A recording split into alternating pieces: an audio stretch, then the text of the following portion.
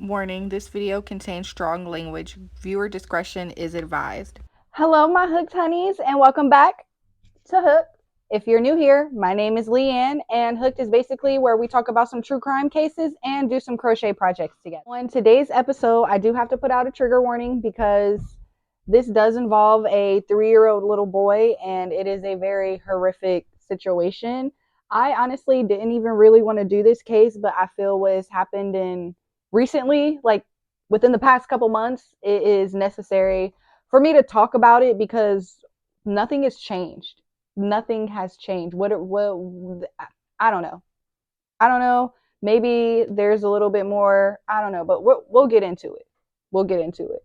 So again, like I said, this is the case of a 3-year-old little boy. I would not be offended at all if you just wanted to meet back up with me next week because it's yeah. You can definitely tell I was very triggered throughout this case. Reading, researching, it was a lot for me. So let's do our candle because baby, we gonna need it for this case. We make sure it's very relaxing. You need a relaxing scent for this one. There was supposed to be a really bad storm today, and I ended up picking my daughter up early from school because I didn't want to be driving in a really bad storm. And here it is, an hour after I done picked her up, and still no storm. But whatever. I said that to say if you guys hear her upstairs walking around, let her be. She upstairs living her best life, watching Harvey Girls. Not the biggest fan. It's on Netflix. Not the biggest fan. Also, speaking of Netflix, guys, I finished Dead to Me. And when I say that last episode, baby, boo hoo hoo hoo hooing. The whole last episode, it was so. If you have ever lost someone close to you, like it's so, like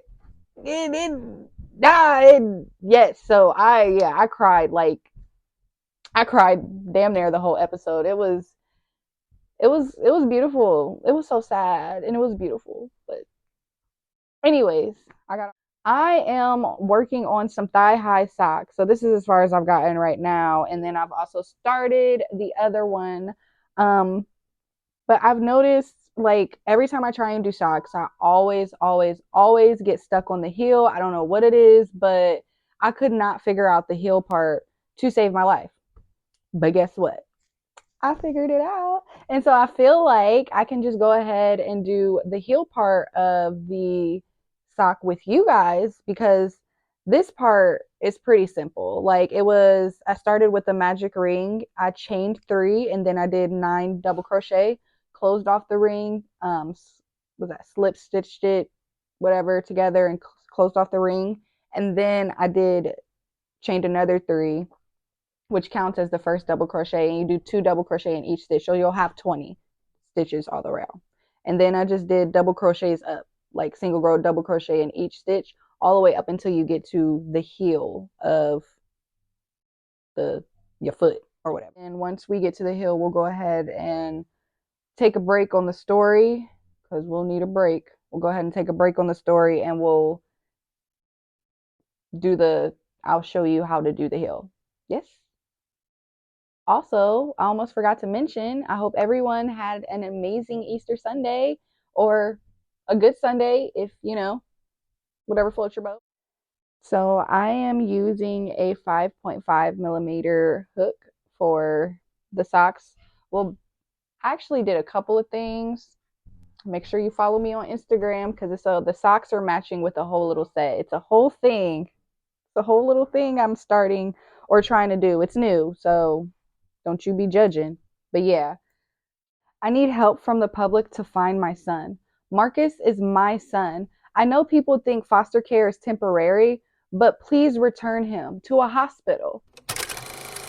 Waking up every morning and not having him run to me is very difficult. I am closer to him than his birth mother, is what Liz Carroll said in a press conference on August 22nd, 2006. She held this press conference in hopes to find her missing foster child. So let's take it all the way back to the beginning. Marcus Fiesel was born on June 24th, 2003.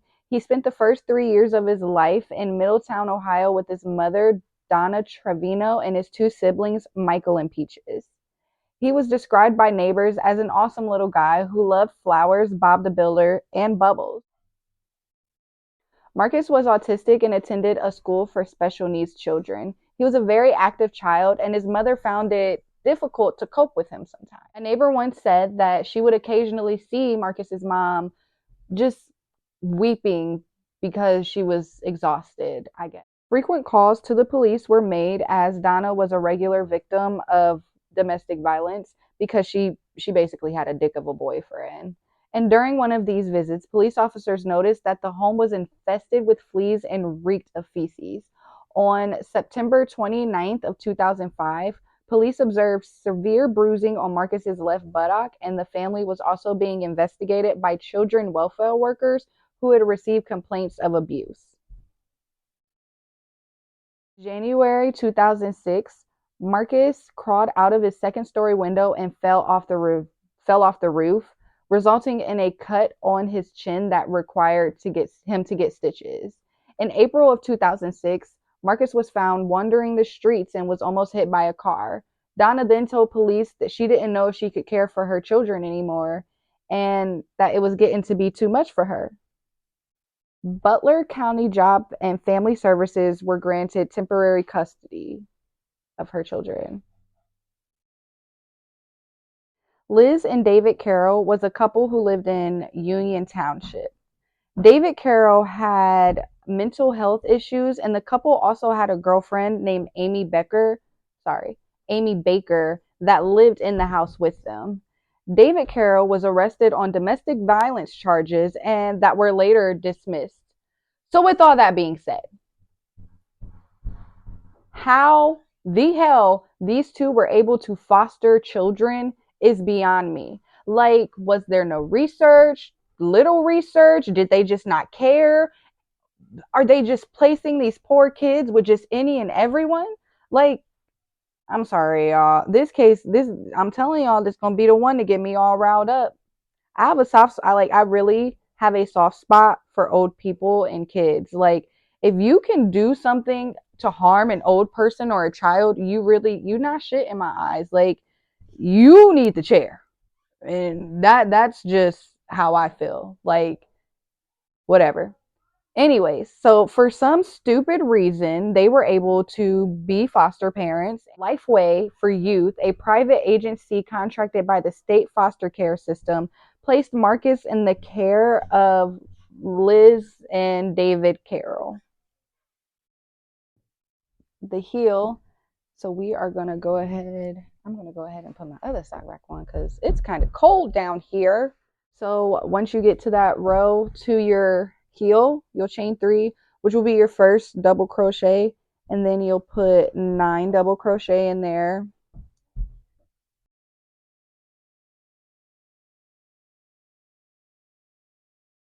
First one, so it'll be 10 double crochet in total actually. And then you will chain 3 and then just kind of go back and forth. So I did 5 rows for my size foot. Of course, you can do however you got to do it. I recommend trying it on as you're crocheting so that you can kind of get the fit of your foot. Basically, that's what I did. I wear a size 8, so if you wear a size 8, it'd probably be the same.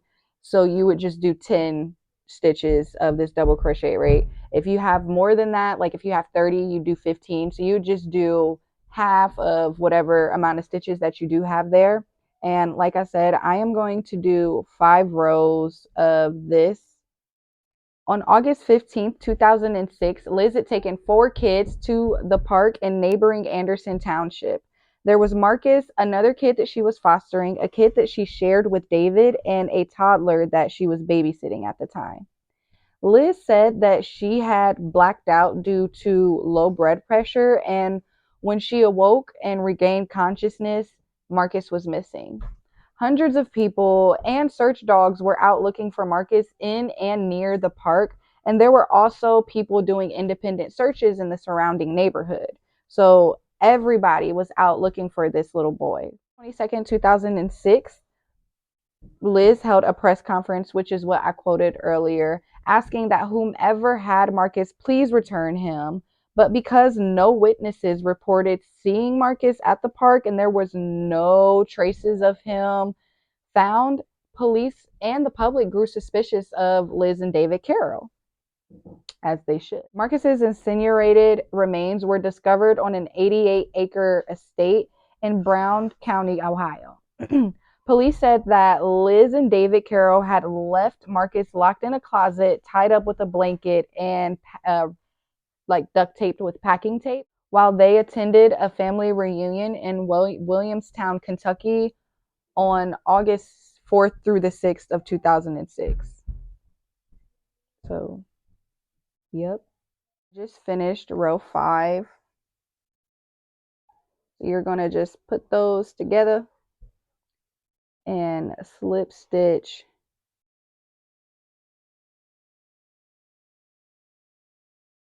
and make sure you get all of the stitches because you don't want any bulky parts, and then turn it so that, and just slip stitch all the way back through so that you are back to the opening